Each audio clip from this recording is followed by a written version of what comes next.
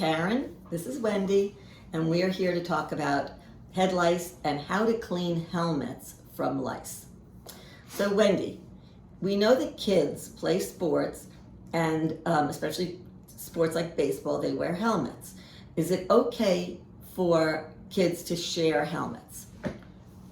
Okay, every child, if possible, should have their own helmet, own headgear. But what you could do, you could take a damp paper towel and wipe out the helmet, because remember, lice need blood to survive, and if there's no blood, there's no bug. But I would be extra safe, just wipe it out. You can see the lice moving, so that's my suggestion. But primarily, get your child his own headgear. Okay, and if somebody's sharing a helmet and they see what turns out to be nits in the hair, little, like brown sesame size seeds, do they, can you catch a nit? You can't catch a nit. You could only catch a live bug. Okay, and how long can lice live on a helmet? A live louse will not live more than a day at the most, because there's no blood, as I said before. Okay, and how do you clean the helmet if you want to?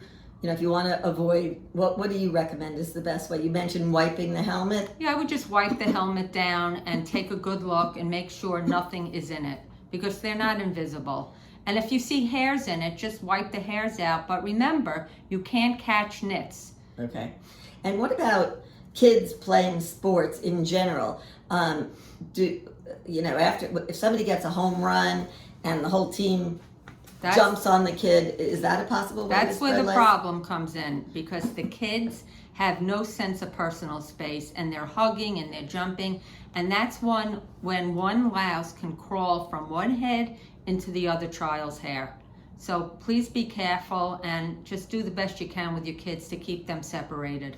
Okay, so lice are primarily transmitted through head-to-head contact. Yes.